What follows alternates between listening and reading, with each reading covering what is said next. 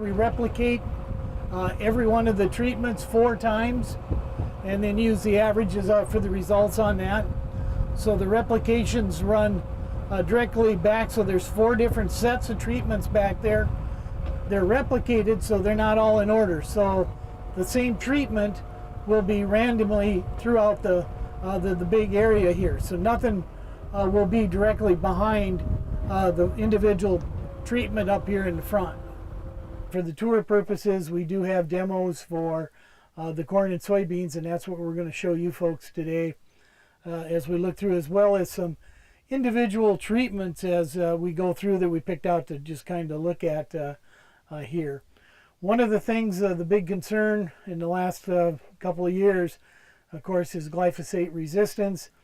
And you'll notice as we go through, a lot of what we've put together here and a lot of the things that the companies are doing is putting together programs to address the glyphosate resistance. And a lot of that involves a pre-emergence component to the treatments. And we'll look at a number of different combinations. We'll look at some standalone type of programs, pre's and posts. And of course, that pre-emergence program is one of the things that we talk about for a good resistance management program.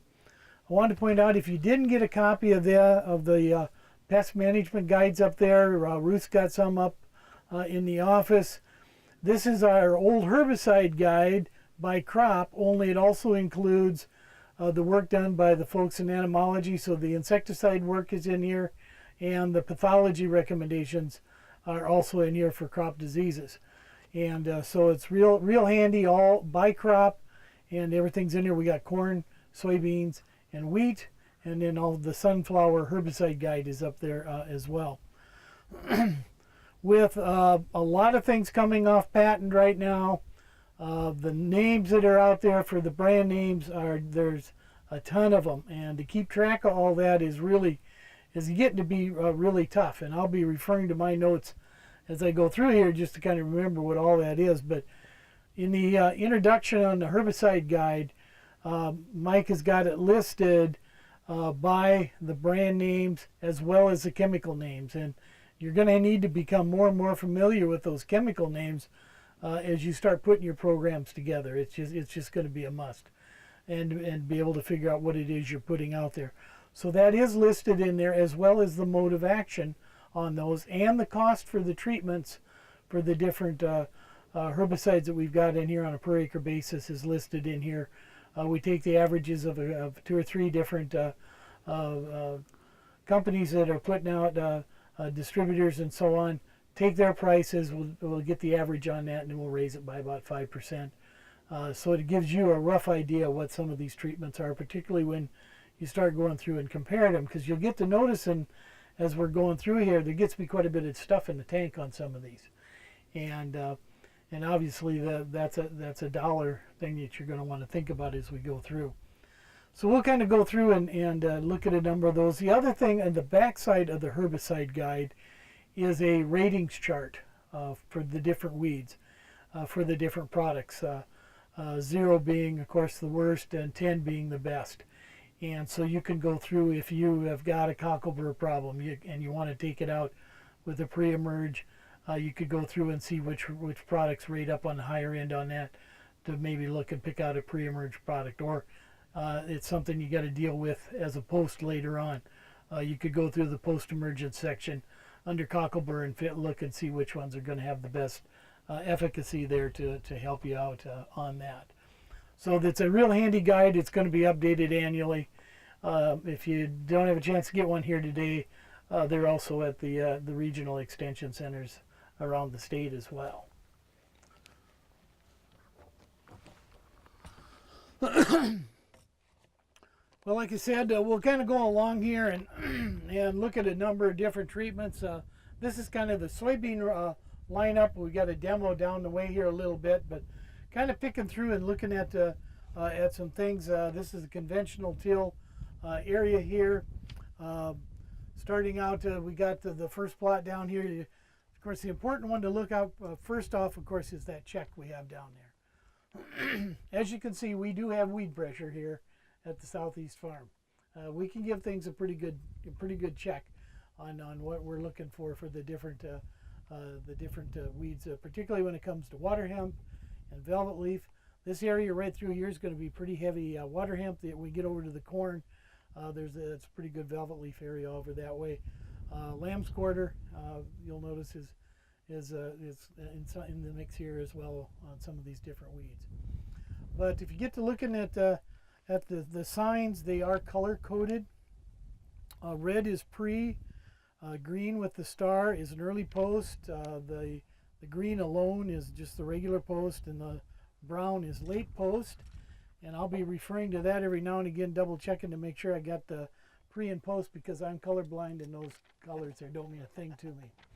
So as we go along, if you're not colorblind, that's something you can kind of go by as you go through on that. The very first treatment we got down there, again, like I said, kind of looking at some things that in a pre-emergence where we want to pick up some of these type of things if we do have a water hemp issue as far as possible resistance or something, that we can kind of look at some different programs here. As far as resistance, confirmed resistance, Mike had been working quite a bit with that.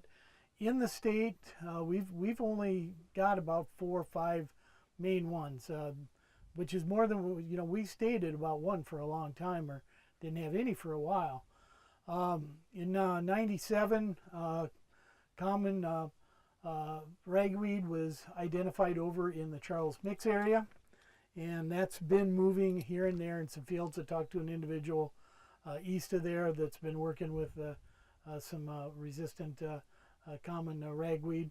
Of course, the big one we expected down here was going to be the water hemp. We haven't confirmed water hemp down in this area, but we do have confirmations around the Huron area and up by Brookings. Mare's tail, of course, but the big one that we're looking at right now is kochia, and up through that central corridor, the Missouri River corridor, that's going like gangbusters for glyphosate resistance. Now the big problem with that, of course, is it's already ALS resistant, so we're using up our options pretty fast. And with kochia, we don't battle that real hard down here, but does anybody know what 2,4-D does to kochia? Laughs at it a little bit, pisses it off once in a while. Yeah, that's about it. Sometimes it'll work, but so 2,4-D is not going to be an option in a burn down for a lot of that. So there, you're looking at you got to do something as far as a change in mode of action, or you've got, in order to do that, you need to have a really good crop rotation. And in that central corridor where they had a bigger crop rotation than we do here with the corn soybean rotation, they were keeping things kind of out of the way. But where they've gone more corn and soybeans now, in not having that small grain component, that started causing some problems, and they're going back into a small grain, and we're still able to use star rain. And we'll talk about a couple of those type of things that we're working in, like for kochia resistance into the program. We got to watch that so we don't build resistance for some of these other things that we've going to use to solve the problem. So those are kind of the big resistant ones right now. Basically, we test for resistance at SDSU. We'll get if we got a problem field, we'll take seed from that in the fall, and over the course of the winter, we'll put it in pots and grow it out and compare it to a known susceptible biotype that we have, and then we use the rates. And glyphosate will usually go 22 ounces, 44 ounces, 66, and if it's not dying at 66, we've got a potential resistant weed, and anything bigger than that, then it's we call that resistant. Otherwise, there's the tolerance issues, which basically sometimes you can kill it, sometimes you don't. What weed do you suppose would be the one that we probably come up with the biggest tolerance issue? I give you a hint. We're looking at it actually out here right in front of us. Lamb's quarters. Because there's so many different biotypes of lamb's quarters, and it's the way it handles glyphosate varies between biotype to biotype. And you'll see that one. We have not had confirmation of resistant lamb's quarter yet. So, but it is one a lot of people have some trouble with. So basically down there, starting in that first one, and you're going to see this product pop up in a lot of stuff. It's called Zidua. It's pyroxysulfone, and they use that in combination with quite a few different things. Broadleaf pre-emergence, you'll see it in a lot of those type of things. In this case, the Zidua is with Sharpen, which we've had out here for a few years now, a product that's come on board, and then followed up with the Roundup treatment. Now in this one, this first lineup of these first few treatments, the Roundup has not been put on yet. So that'll actually be put on in the next couple of days. The next one is what they call is going to be Optil Pro, which is Optil and Outlook as a pre-emergence, and you'll see that as we get to going up. We got a grass component and a broadleaf component in a pre-emergence, and then we've got Verdict along with Outlook. Outlook, of course, being grass, and Verdict, as you can see, is a little light on lamb's quarter, and I think that'll show up here in a little bit. So I think as we go through, Jill, we'll just kind of drive along slow, and we'll point out some of the things as we go along the soybean demo here. We got the Valor over there, and then again here's the Valor with the Zidua. So we're picked up a little bit there as you go through with the Zidua that help kind of pick up those lamb's quarters. And then here is a premix called Anthem. Anthem is the Zidua that we have down there, and Cadet.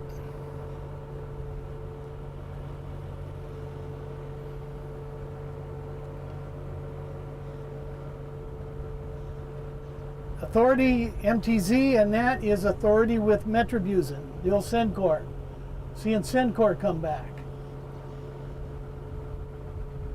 If you have any doubts whether or not we still have weed pressure, there's our check.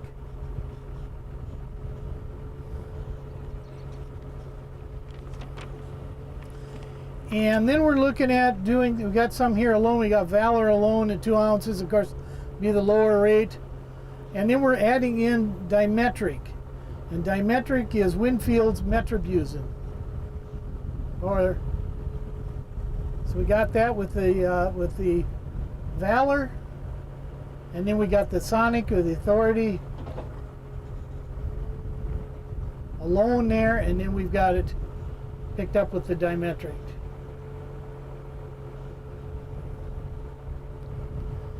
This is the low rate of Verdict. Obviously, for our weed pressure here, we're going to need to go to a higher rate. This is the low rate of Verdict then with the Dimetric. It helped. We still didn't get everything picked up.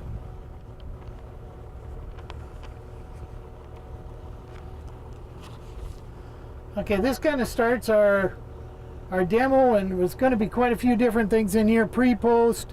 We'll work into some early post programs and some straight post a little later on. But here's Fierce, that's Valor and Zidua. So again, that Zidua is worked in there.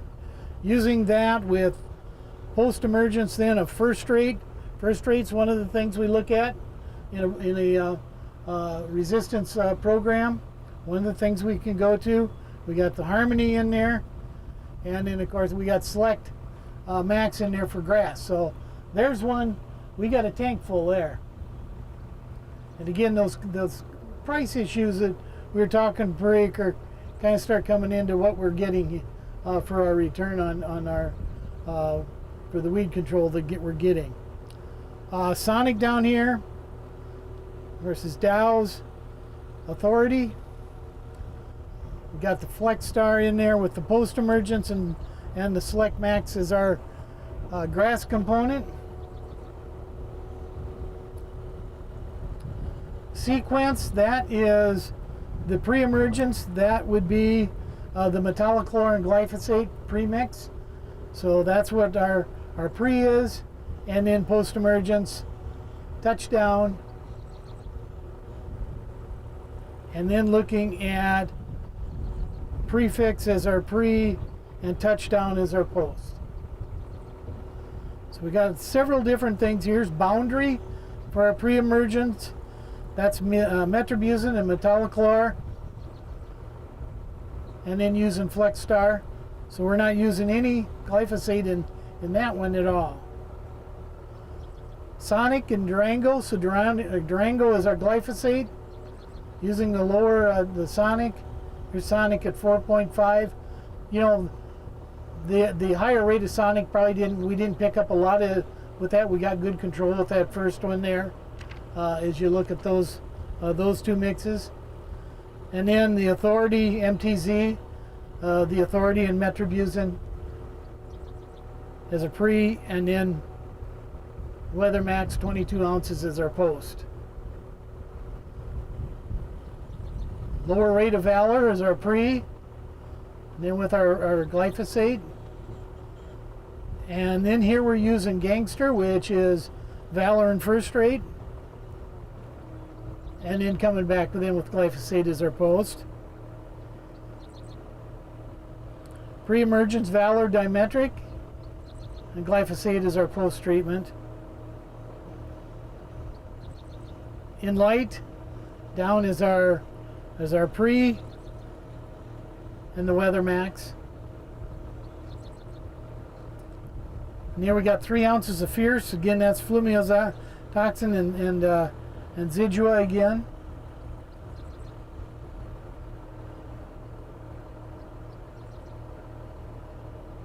Zidua and Verdict. And then Roundup as our post-emerge. No other grass component in there, and obviously we got Roundup Ready corn and our Roundup Ready soybeans. We could have used our Select down here in that one. Anthem and the Weather Max, 7 ounces of Anthem. Right now that is labeled only in corn, but there should be a label coming up for that in beans before too long. Okay, now we're going to kind of switch gears a little bit. We're going early post programs. So we got an early post, and I was looking for the date when that got put on, June 25th. So that was just put on here not too long ago, and the straight post was July 1st. So looking at Warrant, which is an encapsulated acetochlor along with the glyphosate as an early post application.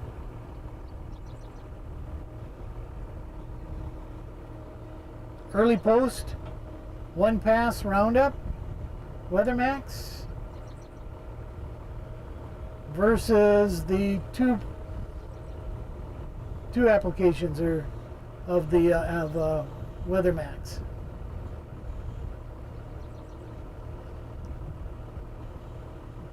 Quite possibly in that one we maybe could have got by, but either way, that the 1 pass looks pretty good there as well.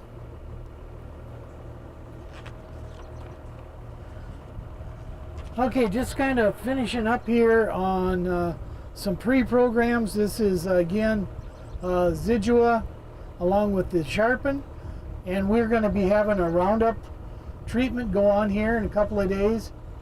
So just kind of looking out in there, we've got most everything we picked up with our pre's.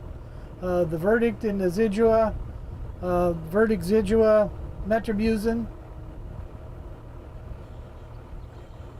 Zidua, Sharpen, and metribuzin. So the pre's work pretty good. For you guys this year, how'd your pre's work? I think all the wagons we've talked about so far this year, pre's happened worked out pretty well. Okay, Joe. Low rate of Verdict, 5 ounces. Again, probably not going to work here. Added some metribuzin. We picked up some of it. We still got a little water hemp out there and then Anthem at the 9 ounces.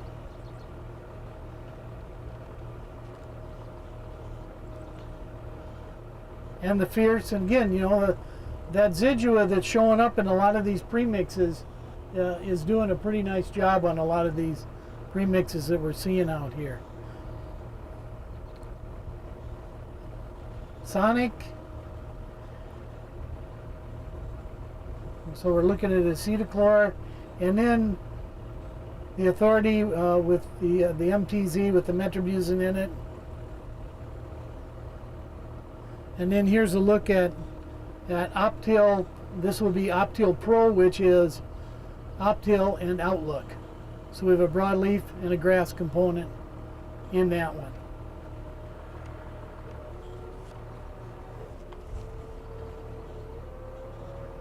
And we'll kind of move along. We got some different protocols through here that we don't have signed. The signs will stay up for till about harvest here, so we can, if you're down in the area, you can stop by and see how the plots are looking a little later on. Again, most of these are pre and pre-post treatments, different studies we have. The fronts on them are, looks like we caught a little attention from the farm on spraying the grass ways a little bit. Got a little puckering up here in the front end of the plots. So this is all Roundup Ready soybeans. We're going to be looking at a Liberty Link study up here. Got any idea what happened here? Dave was one set of plots off on his Roundup Ready. So there's our check with the Liberty programs. So the Liberty basically looking at kind of the same concept, putting some of these pre's with the Liberty post to pick some of those things that are kind of coming through. So we got our Valor, the Authority first. Those Authority programs with Liberty look good. Fierce with the Zidua in it. Here we do a early post, and we're doing the Zidua with the Liberty, followed by the second application, then the 2-pass on the Liberty.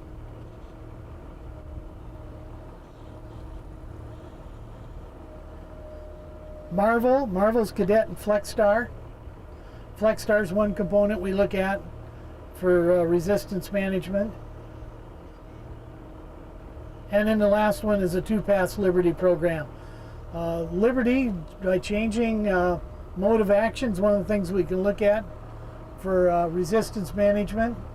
That's going to pick up quite a few of those small-seeded broadleaves that we're concerned about. Liberty, of course, not always as consistent as glyphosate, but in a lot of our plots it works pretty well. We'll show you a Liberty program just down the line over here where the Liberty didn't look very good at all. Just a little bit different part of the field, maybe a little different weed spectrum.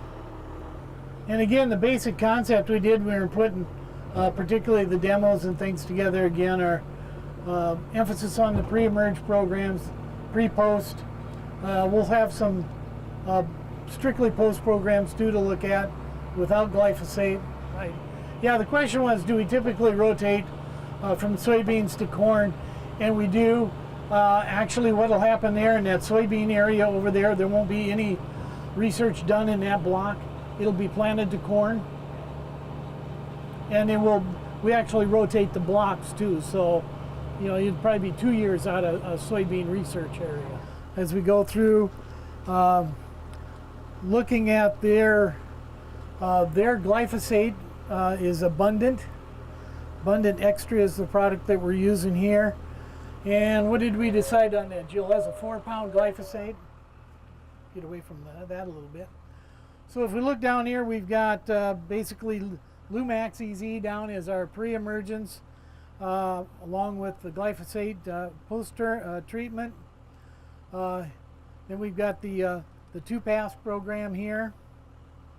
And if you get to looking down here, really, the corn, like the soybeans, we got a lot of really good, clean plots as we go through. This is Realm Q. These are our post-emerge programs then. Realm Q is Resolve which is rim sulfuron. Some of you remember that from some of the early corn products that were out there. Rim was in a lot of that. So that's what this is for primarily for the grass component that we have there. It also has mesotrione, Callisto is another part of that product. Realm Q and this over here, the Instigate, are the same actives in those, but there's the Realm Q has a safener with it. But if you get to looking between the two, we don't see any big difference as far as corn injury or anything on this. So using that as a post-emerge along with the glyphosate part of that tank mix. And then this is the Instigate, and in this case with the Instigate, we have Cinch in there. Of course, Cinch is a metallochlor that we've got in this mix as well. This part actually has a pre, and then the post-emerge. So that's the way Realm Q too. Read my color wrong, didn't I? The Realm Q is actually the pre-emergence as well. So those are the pre-programs to go down as a foundation on top of their glyphosate program. What we've seen so far looks pretty good. What's that? The Realm is, oh, you're right, okay. Yep, I got, oh, okay, here we go. Yep, that is the total post. I was right the first time. So those are the total post programs. So when we look at the Instigate, then is actually the one that's got the pre in it.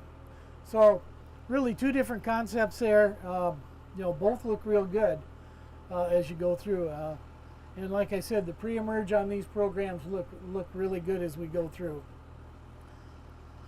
So we'll go through, like I said, there's several different studies going on here. We just kind of pick 2 or 3 things out of the mix as we go through. Cornfields this year? Yeah, and actually the question about all the volunteer beans in the cornfield, and we did a story on it, dug up a little bit of research. We're going to have to look around. We got some fields, some areas out here we could study that actually. Interesting phenomena this year. Yeah, because we're seeing a lot more of it yeah, than we ever yeah. have.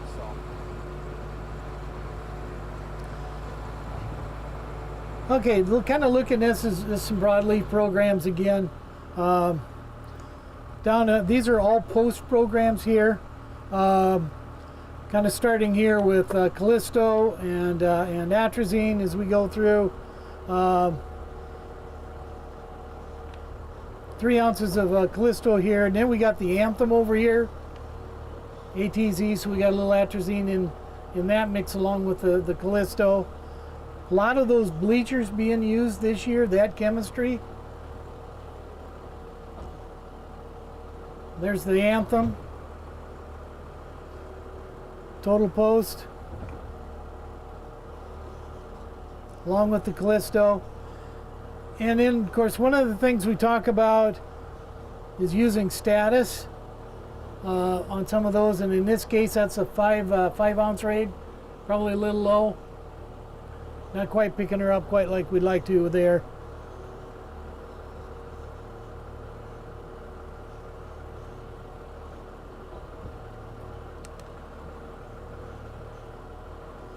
Using some cut rate or low rate applications has been part of this study. 3 ounces of Callisto here. Of course, there's no grass component there to take care of the grass in there. Broadleaf actually with that isn't too bad. But it kind of goes to show if we don't have something to keep the grass out, we got a lot more grass out here than what you would think.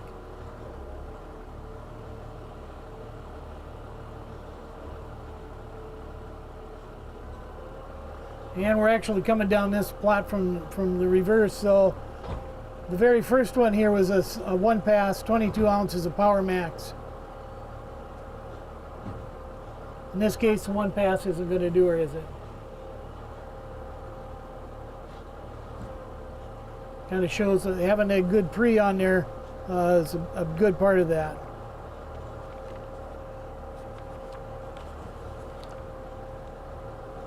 Again, Post programs are status with the Roundup. And we still had a little bit to go past that one yet.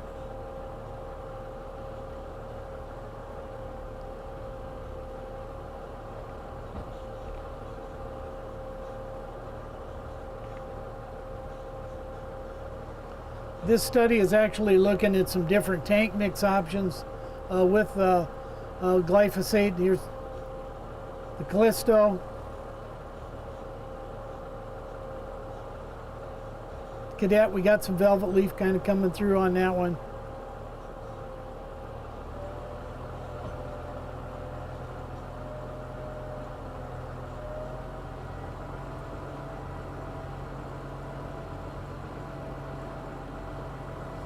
And I had mentioned kind of the inconsistency sometimes with Liberty.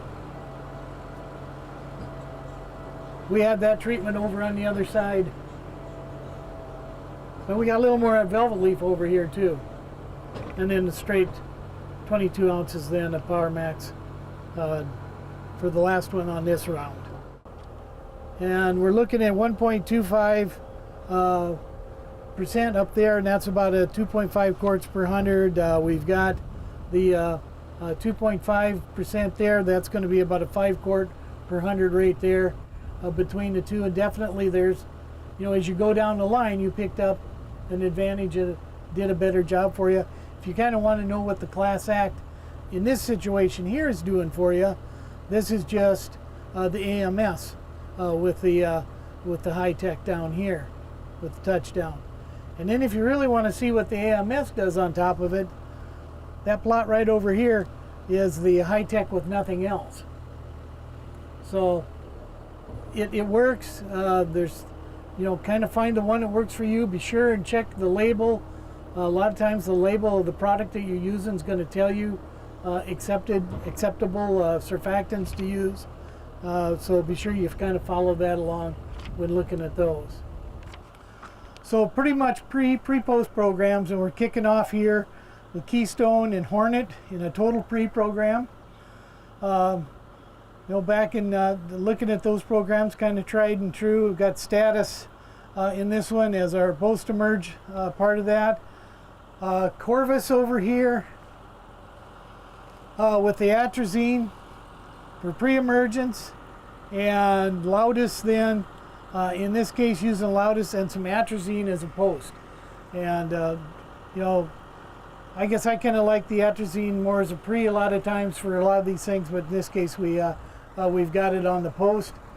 So we'll kind of just drive along here. We're going to be picking up the glyphosate portion of this as we go along now, and there will be a couple different glyphosates along the way as we go. Sure Start, that's the acetochlor, so you got Harness Surpass, it's got Python in there, it's got Copiler Lid, which is Stinger, and then coming back with your Durango as your post-emergence. Lumax, here we got Lumax is your pre-program. Post-emergence is Halix, GT, which is metallochlor, glyphosate, mesotrione. So getting several different chemistries in there. Bicep Light, using the metallochlor as our foundation. Halix then, GT as our post-emerge. So we got several different modes of action in that particular mix. Again, the dual 2 Magnum along with the GT, this time looking at the difference in the way that's put together in the pre-post program. Kind of going back to, you know, our whole old harness, this case Harness Extra, and then the impact. We've got impact out there. Looking at that is one of the things to do to pick up some of those broad leaves and the post-emerge part of that, along with the glyphosate and the atrazine in the post-emergence mix.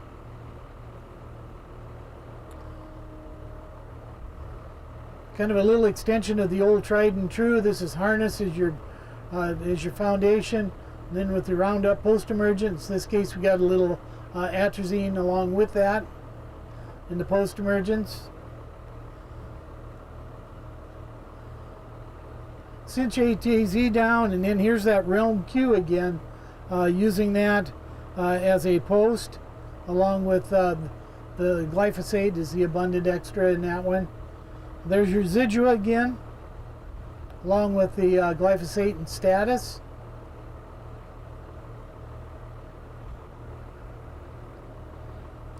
Now here we got verdict at 15 ounces. 16 ounces is the top end of that. Status and the glyphosate for your post-emerge. So a little more verdict in that one, picked up quite a bit of a difference compared to some of the other ones we've seen. I think this is the first time we saw balance. It's balance flex. So that's got the safener in it. Then we got Liberty and atrazine as our post-emerge. And then we've got the Sure Start, this time at 2 pints. And of course, that's your acetochlor, Python, and Stinger. And then Durango is our glyphosate.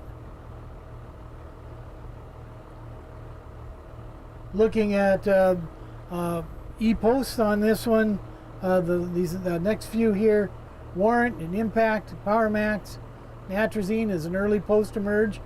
Again, we got a pretty good tank full on everything we've got in that one. And then the Anthem at 8 ounces, along with the Power Max then for an e-post program. Another e-post with Liberty.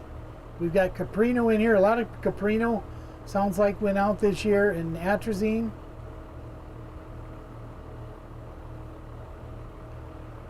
And then we'll end up with a 1-pass and a 2-pass glyphosate. What's our story here?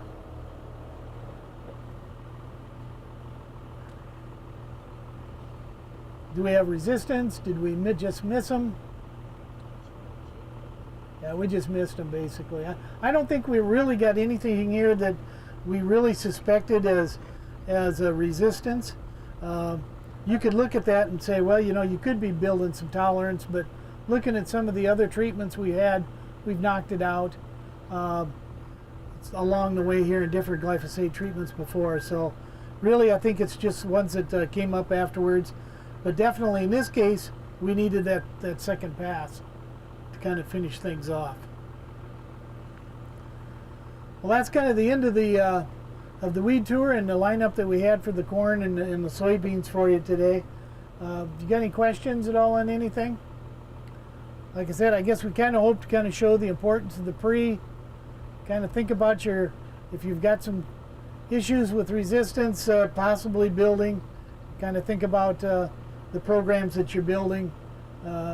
As you're putting those things together, it's going to have an effect on what you do for the next couple of years.